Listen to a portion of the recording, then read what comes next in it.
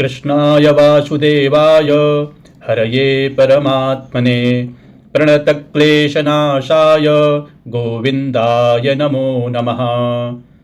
मित्रों, अभी तक हम लोगों ने श्रीमद् भगवद गीता में दूसरे अध्याय के 10 श्लोकों का अध्ययन कर लिया है और 8वें, 9वें और 10वें श्लोक में 9वें श्लोक में संजय जी ने कहा था, एव मुक्त्वा ऋषिकेशम गुडाकेशः परंतप नयोत्स्य इति गोविंद मुक्त्वा तूष्णीम बभूवः। तो अर्जुन ने कहा भगवान श्री कृष्ण से, निद्रा को जीतने वाले अर्जुन अंतर्यामी श्री कृष्ण महाराज के प्रति इस प्रकार कहकर फिर श्री गोविंद भगवान से युद्ध नहीं करूंगा, या स्पष्ट कहकर चुप हो गए थे वो दूसरे अध्याय के 9वें श्लोक में। इसके बाद 10वें श्लोक में तमुवाच ऋषिकेशः प्रहसन्निव भारत सेनयोरुभयोर्मध्ये विषीदन्तमिदं वचः। फिर भगवान श्री कृष्ण ने दोनों सेनाओं के बीच में रथ को स्थापित करके जो उन्होंने अर्जुन को बताया है, शुरुआत श्रीमद् भगवद गीता की वहीं से होती है। अब देखिए अगले श्लोकों का अध्ययन हम लोग आज करेंगे। ऊपर लिखा है, देखिए, शोकाविष्ट अर्जुन को शोक निवृत्ति का उपदेश देने के लिए भगवान आगे का प्रकरण कहते हैं कि अर्जुन ने तो कहा कि भाई मैं तो युद्ध नहीं करने वाला।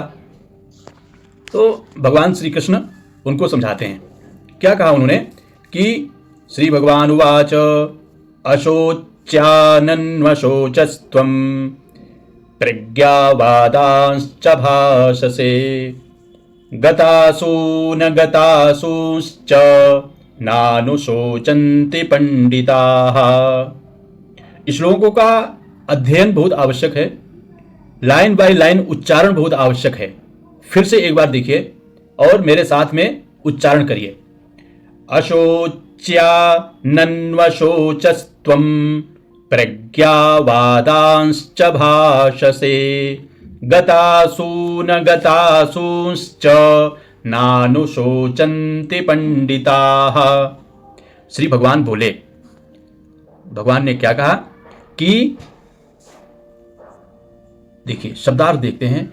अशोच्यान अन्वशोचः त्वम, इसका संधि विच्छेद ऐसे होगा। सबसे पहला शब्द है अशोच्यान, यहां पे है अशोच्यान। अशोच्यान का अर्थ होता है शोक ना करने योग्य का, अर्थात जो वस्तु शोक करने योग्य नहीं है उसको श्रीमद् भगवद गीता में कहा गया है अशोच्यान। और दूसरा शब्द क्या है? अन्वशोचः। अशोच्यान अन्वशोचः। अन्वशोचः मतलब होता है शोक किया है। किसने शोक किया है? त्वम, यानी तुमने। सबसे ऊपर लिखा देखिए, त्वम, तुमने शोक किया है। किसने शोक किया है? अर्जुन ने। अशोच्यान अन्वशोचः त्वम, तुमने शोक ना करने योग्य का शोक किया है।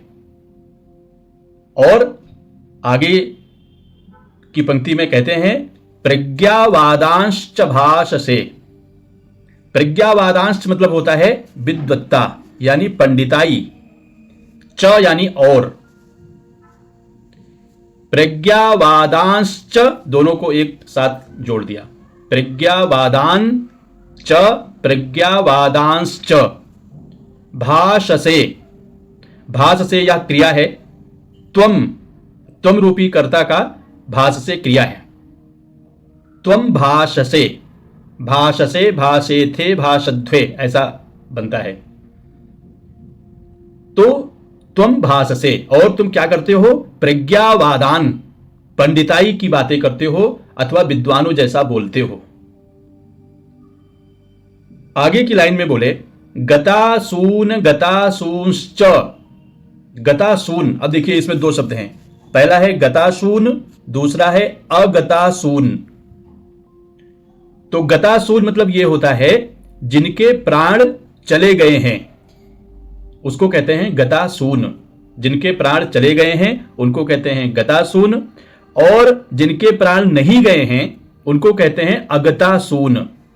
यहां लिखा है अगतासून, यानी जिनके प्राण अभी तक नहीं गए हैं उनको कहते हैं अगतासून। तो गतासून अगतासूंश्च न अनुशोचन्ति पंडिताः। न यानी नहीं, न अनुशोचन्ति यानी शोक नहीं करते। कौन लोग शोक नहीं करते? पंडिताः, पंडित लोग शोक नहीं करते। नानुशोचन्ति पंडिताः। तो फिर से एक बार इसका अर्थ हम लोग देख लेते हैं। अशोच्यान यानी शोक ना करने योग्य का, अन्वशोचः तुमने शोक किया है, तुम यानी तुम अर्जुन तुमने शोक किया है, और प्रज्ञावादांश्च भास से, और विद्वानों जैसी बातें करते हो, प्रज्ञावादांश्च विद्वानों जैसी बातें करते हो। गतासून गतासूंश्च, गतासून यानी जिनके प्राण चले गए हैं इस संसार से, और अगतासून अथवा जो लोग हैं जिनके प्राण अभी नहीं गए हैं उनके भी प्राण चले ही जाएंगे। इसीलिए ऐसे लोगों के लिए जो पंडित लोग हैं, धीर विद्वान, ऐसे विद्वान लोग न अनुशोचन्ति उनके लिए शोक नहीं करते। तो यह श्लोक है, भावार्थ तो स्पष्ट हो ही गया होगा। अब हम लोग चलिए आगे श्लोक की तरफ बढ़ते हैं। अगला जो श्लोक है उसमें बताया गया है कि सत तत्व को लेकर शोक करना अनुचित क्यों है। इस शंका के समाधान के लिए आगे के 2 श्लोक कहते हैं। सत तत्व यानी जो उपस्थित है, जो सत्य है, उसको लेकर के शोक करना अनुचित है, ऐसा अर्जुन कह रहे हैं। भगवान श्री कृष्ण अर्जुन से कह रहे हैं। अगला श्लोक है, न त्वेवाहं जातु नासं न त्वं नेमे जनाधिपाः न चैव न भविष्यामः सर्वे वयमतः परम्। फिर से एक बार इसको पढ़ते हैं। न त्वेवाहं जातु नासं न त्वं नेमे जनाधिपाः न चैव न भविष्यामः सर्वे वयमतः परम्। भगवान श्री कृष्ण समझा रहे हैं अर्जुन को कि अर्जुन,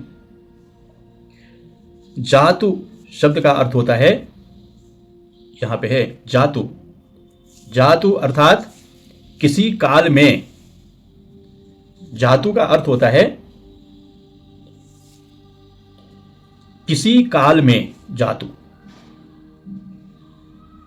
और न त्वेवाहम सबसे पहला शब्द है न, फिर है त्व,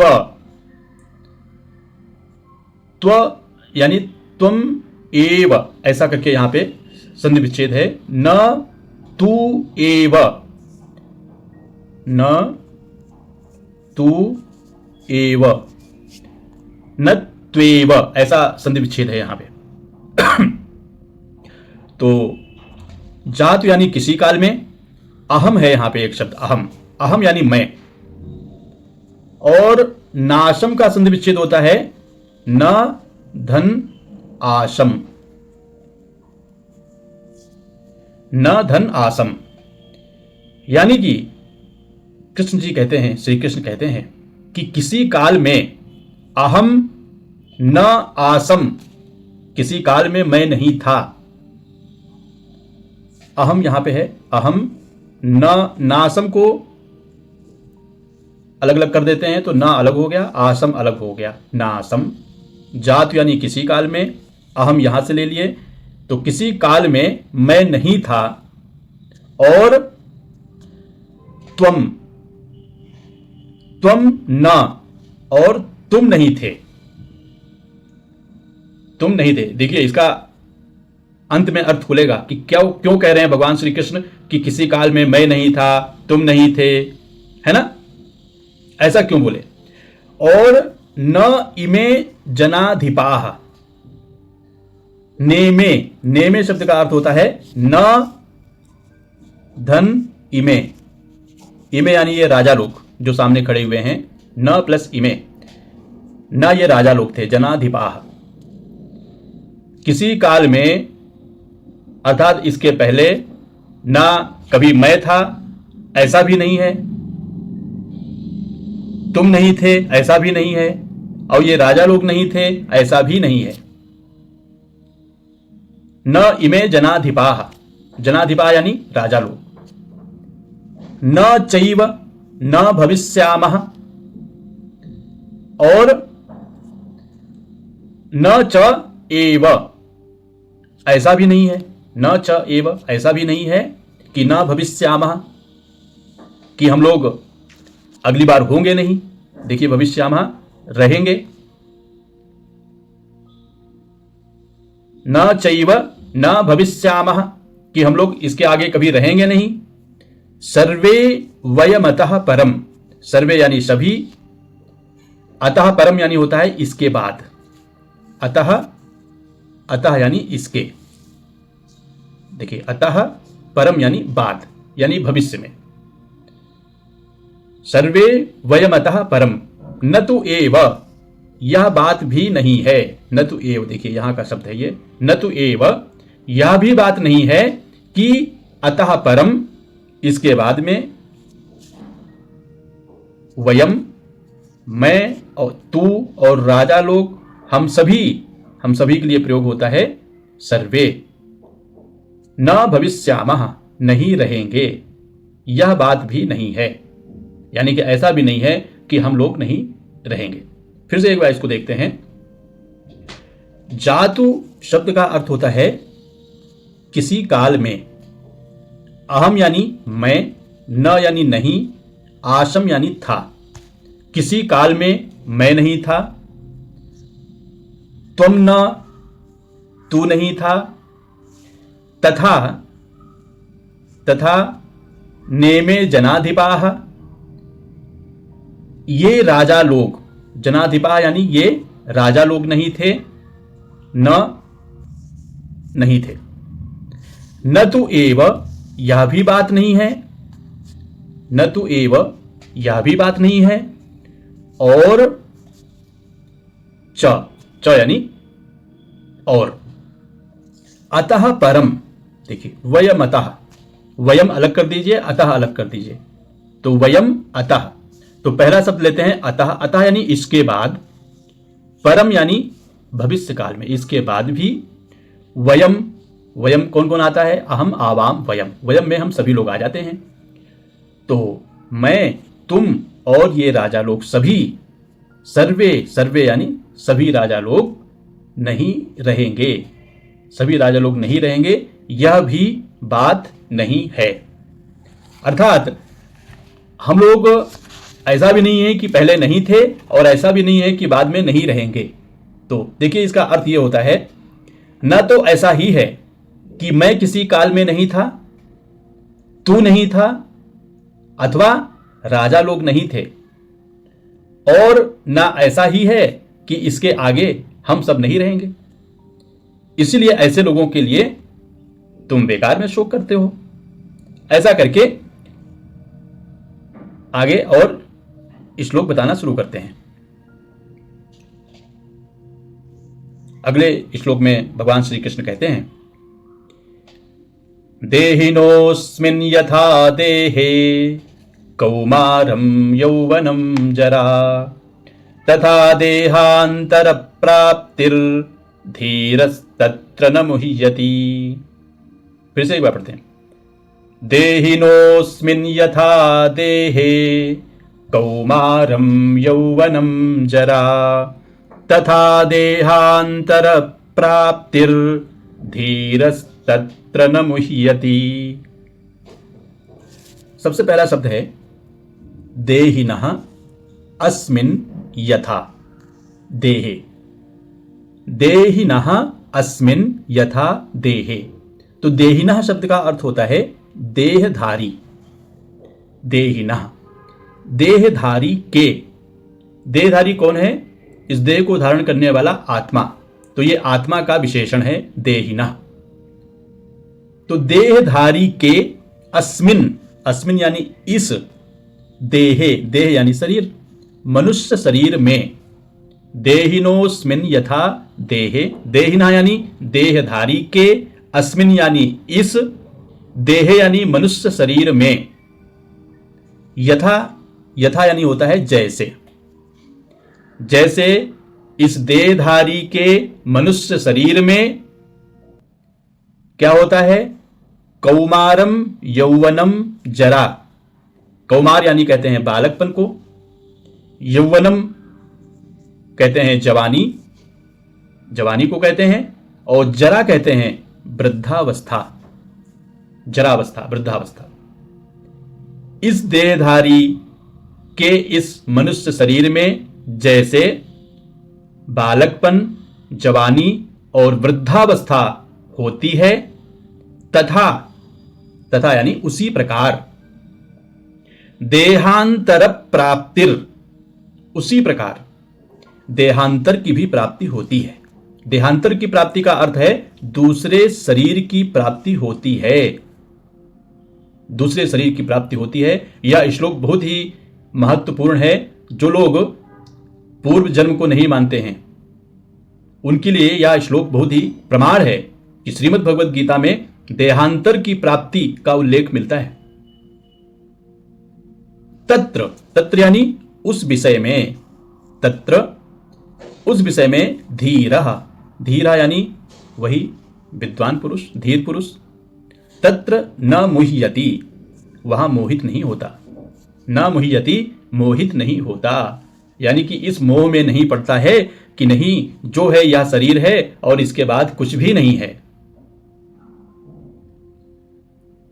हैं? खाओ पियो मौज करो, ऋणम कृत्वा घृतम पिबेत, भस्मीभूतस्य देहस्य जरा मरणम कुतः। ऐसा चार्वाक का सिद्धांत लेके जो लोग चलते हैं, ये वास्तव में ऐसा नहीं है। श्रीमद् भगवद गीता कहती है कि देही के इस शरीर में जैसे कुमारावस्था, यौवनावस्था और वृद्धावस्था होती है, उसी प्रकार इस आत्मा को देहांतर की भी प्राप्ति होती है। इसलिए इस विषय में विद्वानों को मोह नहीं करना चाहिए। चलिए अगले श्लोक की तरफ चलते हैं। मात्रा स्पर्शास्तु कौन्तेय शीतोष्ण सुख दुःखदाः आगमापायिनो नित्यास्तांस्तितिक्षस्व भारत। फिर से एक बार पढ़ते हैं। मात्रा स्पर्शास्तु कौन्तेय शीतोष्ण सुख दुःखदाः आगमापायिनो नित्यास्तांस्तितिक्षस्व भारत। भगवान श्री कृष्ण ने कहा, हे कौन्तेय, कौन्तेय का अर्थ होता है कुंती नंदन। हे कौन्तेय,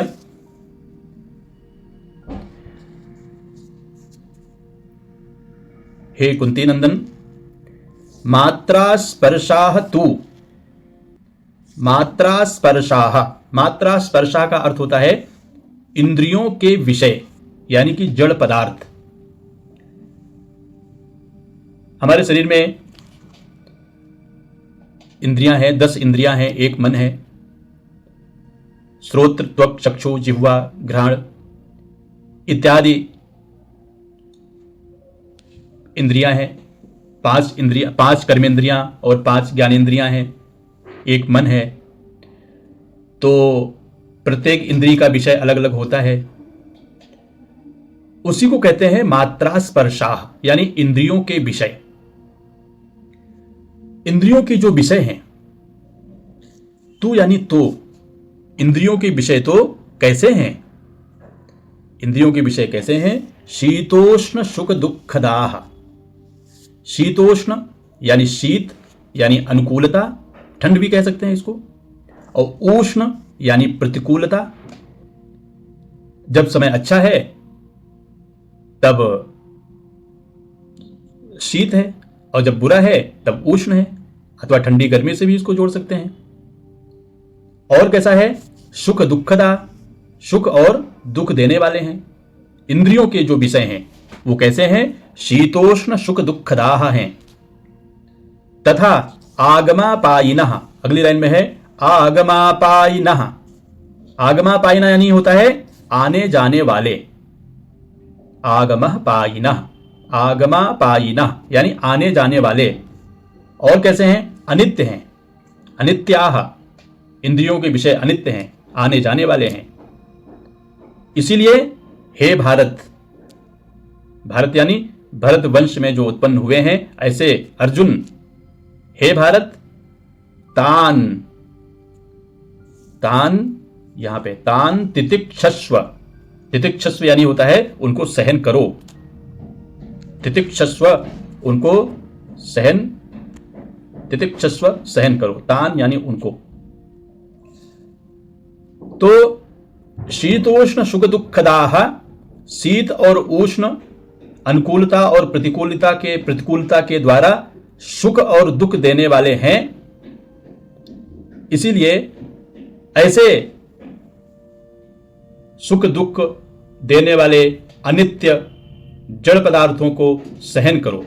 फिर से एक बात देख लेते हैं। मात्रा स्पर्शास्तु कौन्तेय, मात्रा स्पर्श यानी कहते हैं इंद्रियों के विषय होते हैं मात्रा स्पर्श। तू यानी तो, कौन्तेय यानी कुंती नंदन, कुंती के पुत्र। शीतोष्ण सुख दुखदाह, शीतोष्ण यानी शीत यानी अनुकूलता, उष्ण यानी प्रतिकूलता के द्वारा सुख और दुख देने वाले, शीतोष्ण सुख दुखदाह। तथा आगमापायिनः, आने जाने वाले, आगमापायिनः आने जाने वाले। और अनित्य, अनित्य हैं।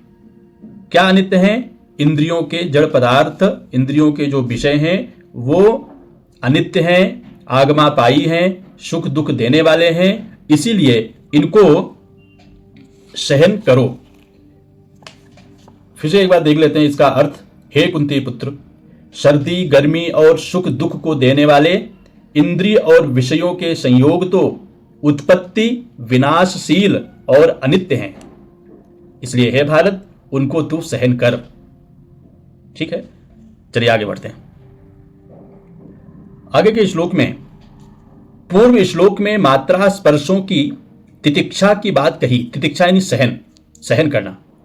अब ऐसी तितिक्षा से क्या होगा, इसको आगे के श्लोक में बताते हैं।